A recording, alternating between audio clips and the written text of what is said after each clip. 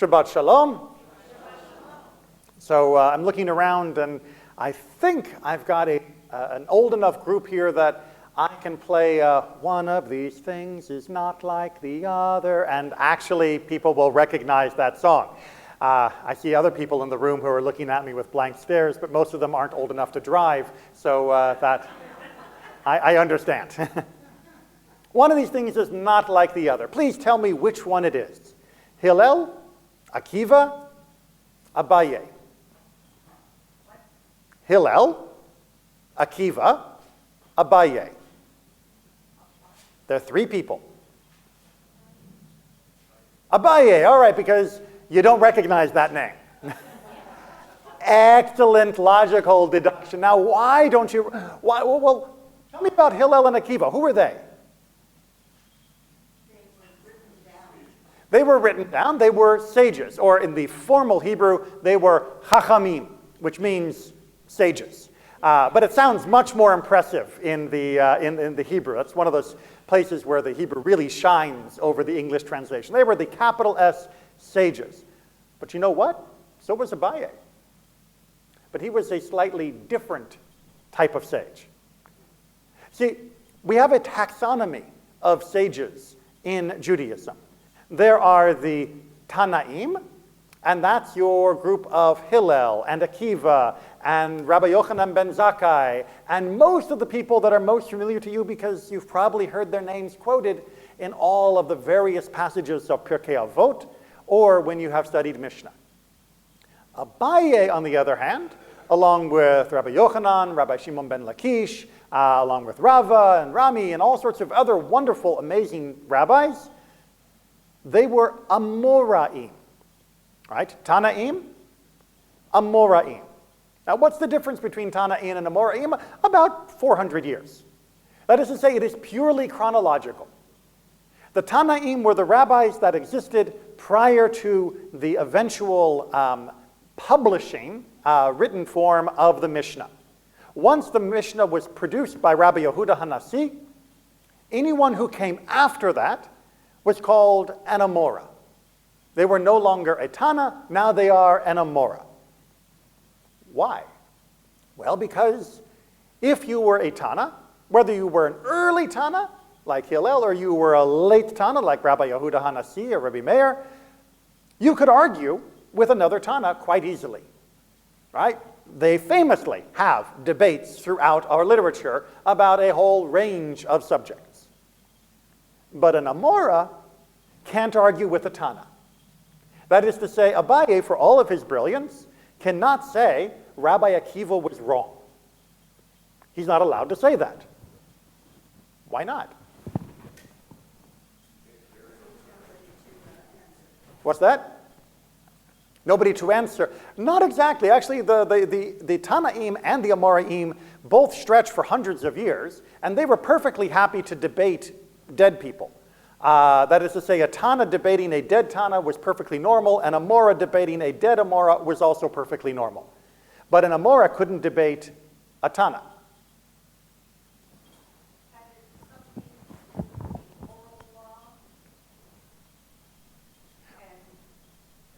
Well, it has to do with law, indeed.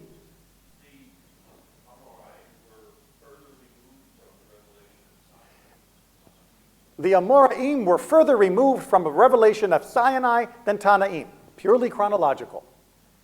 Sorry, it's what's known as the descent of generations. You've probably seen that picture of evolution where you go from a small little fish all the way up into a fully upright person walking, right? Well, this is the opposite direction. We start at Mount Sinai, and the people who stood at Mount Sinai, of course, as symbolized by Moses, Aaron, and Miriam, they were giants. Those were real sages. Those were the real Jews. The people who came after them, a little bit less.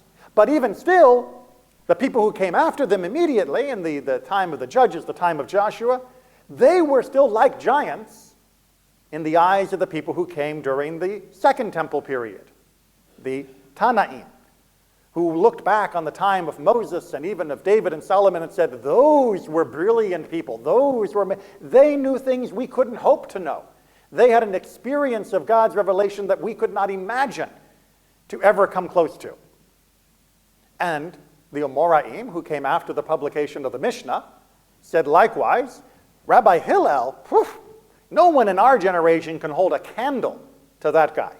Rabbi Akiva, you think like the head of the Surah Yeshiva, the major academy in Babylon, even in his genius, would be fit to sit in the back row of Rabbi Akiva's academy? Of course not. We are all as dust beneath their feet. So, as such, how could an Amora debate a Tana? Well, if a Tana said it, the Tana probably had good reasons, and the Amora is just too stupid to understand, too uneducated to possibly perceive, and thus, he should keep his mouth shut. But there's a problem. We didn't keep our mouths shut.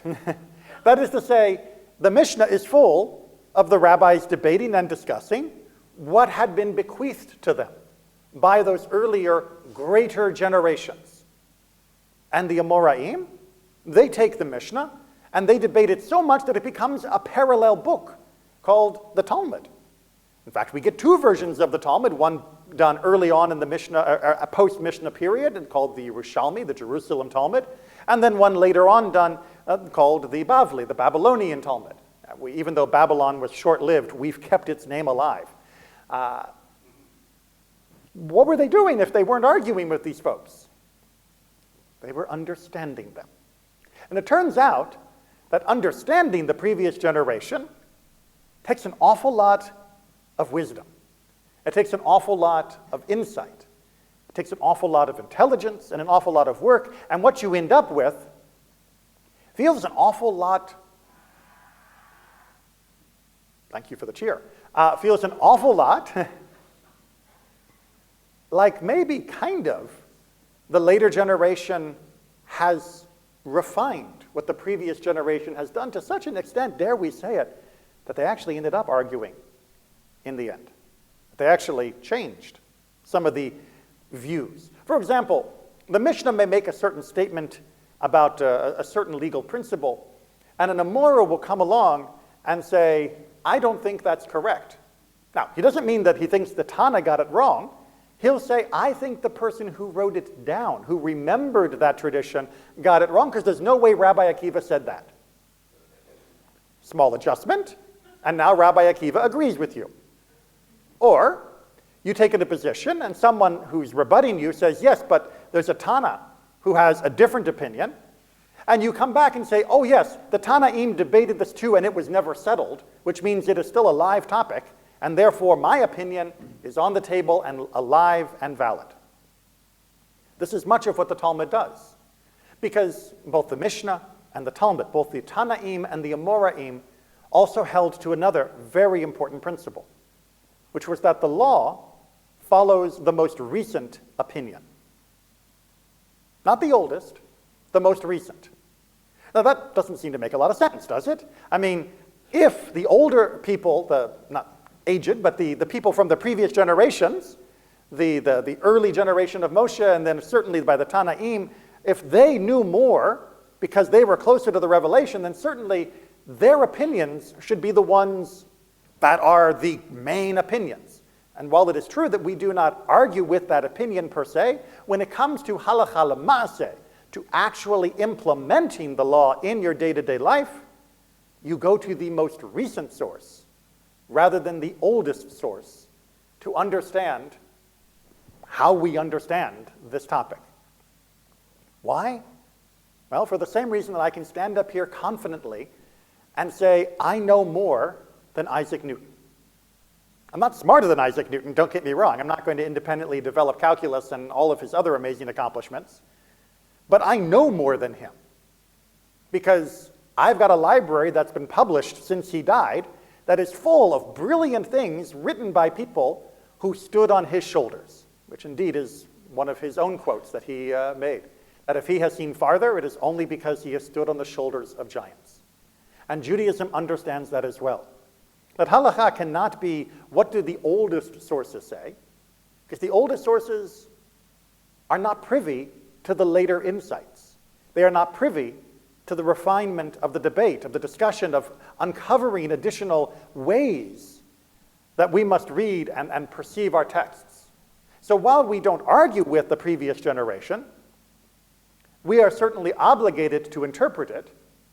And as Shoftim told us in this week's Torah portion, you have to go to the judge of your day. Not the judge of yesterday, not the judge of a century ago, not the judge of 2,000 years ago. Even if they were greater in wisdom, even if they were more brilliant, even if they were the Isaac Newton of Jewish law, they are not the final word, because there are things they haven't heard that whoever is the rabbi today has. And not just about the continuation of Jewish discussion and deliberation, but things like the stuff Isaac Newton did. It's rather helpful for a rabbi to be able to make determinations based upon additional information about how the natural world works. Indeed, we see this playing out within the early 20th century with the discussion of this incredibly new invention called electricity. What do we know about electricity? Well, it does an awful lot of stuff. It was amazing in that first generation, used especially for the telegraph and also for the miracle of electric light, which if you've never had to deal with a gas lamp, you don't understand how good you've got it. And if you've ever had to deal with oil lamps, boy, do you realize how much better electricity is for lighting. And so the question came to the early rabbis of that generation, I mean, the rabbis who were there when electricity was first being implemented into the communities. Rabbi, new? What about Shabbos? How does electricity play into Shabbos? Well, the scientific education at that time was not so great, and it wasn't so widespread exactly what electricity was. And so the people asking the questions had to explain to the rabbis of those generations what electricity was. And they said, Rabbi, it's kind of like, well, you know how we have these gas lights, right? And there's like a giant tank somewhere in the city, and they shoot the gas through the pipes that comes to your house, and then you light it in your house, and that makes light. Well, electricity, it's kind of like they are already burning the gas somewhere else, and then they shoot the light through the wire, and then it comes out in the bulb on your wall. And the rabbis of those generations, quite rightly with that explanation, said, well, if it's fire, then it's fire, and we don't do fire on Shabbat. And whether the fire is being burnt, downtown, or whether the fire is being burnt in my fireplace, we don't do fire on Shabbat. And so the early rabbi said, electricity, asur, it is forbidden on Shabbat. Turns out that's not what electricity actually is. Turns out electricity is not fire being burnt somewhere and then being sent down a wire in order to come out your light bulb. Turns out it's just the exciting of electrons that gets moved through the medium of a conductor and pushed along until at another point it can be turned into another form of labor, of energy. And under that definition, and under the Jewish definition of fire, which is something that produces a flame and consumes the item that is being burnt, electricity isn't fire. Which is why I can confidently turn on the lights or turn off the lights on Shabbos and know that I am not violating halakha. I am not merely engaging in a convenience.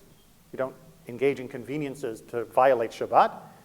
I am aware of what Jewish law understands based upon physical law of what electricity is. Electricity is permissible on Shabbat for anything that is not otherwise forbidden. So no electric typewriters, no electric hair trims, all that kind of thing, because those are prohibited in their own right.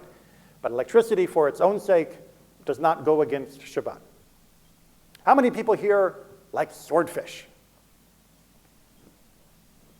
I've got a couple hands. It's maybe some of you have never tried swordfish. Maybe some of you are afraid to answer that question because you're wondering, wait, is that one of those trick fish that aren't really kosher? This one's over here for you, Jeff. All right, Jeff's the mashgiach for the community, so kashrut is a big part of what he does. Is swordfish kosher? Well, what do you need to be if you're a fish to be kosher? What? Got to have scales and fins. Fins and scales, great. Anybody here ever catch a swordfish? And does it have scales? It has weird kind of scale. It's got a really weird skin. that is not scaly. Right? The skin of an adult swordfish doesn't have scales in the halakhic definition of scales. Therefore, which was what the opinion was of the early people who were shown from the marketplace, Rabbi, is this fish kosher? The rabbi rubs the skin and goes, that ain't kosher, right? That's not a normal fish. I know it's got fins and it looks really fish, but no, not kosher. Well, then we get these people called marine biologists out there who are studying the ocean, and they are capturing different species at different times in their development. And it turns out that the juvenile form of the swordfish absolutely has scales according to Jewish law. It's just its skin grows through and over the scales, creating this rather weird top surface. But as a juvenile, they have scales. And according to Jewish law from 2,000 years ago, if a fish has scales at any point during its life cycle, it is considered kosher at all points during its life cycle. We just need to have some scales on the fish. So therefore, swordfish is. Why can't you find it in a kosher restaurant?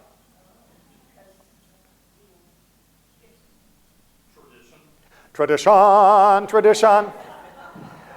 Because unfortunately, many people have yielded the concept. The halakha follows the most modern interpretation.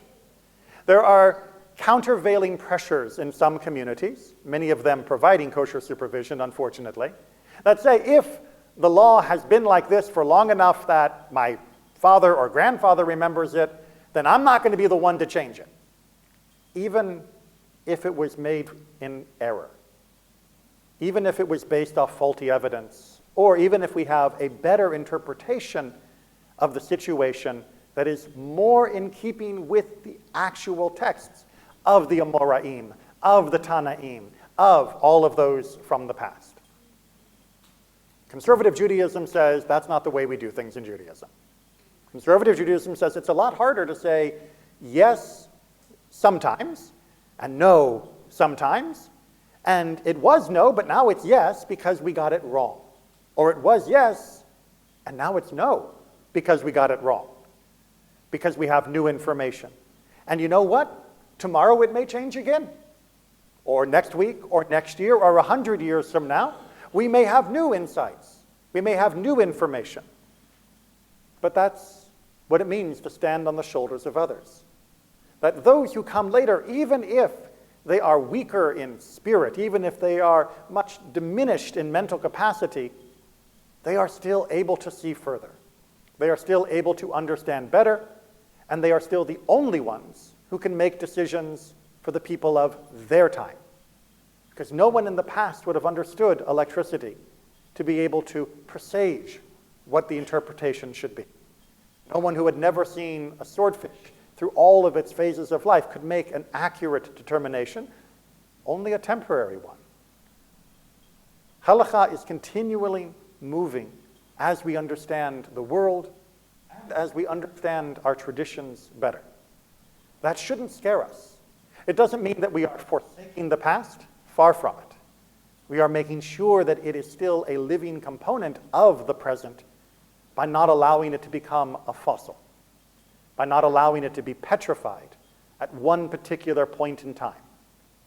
We are doing what the Amoraim did for the Tanaim. We are doing what the Tanaim did for those who came before them, all the way back to the time of Moshe Rabbeinu, to Moses, our teacher. The fact that it looks a little different in each successive generation is not a sign of flaw. It's a sign of life. Shabbat Shalom.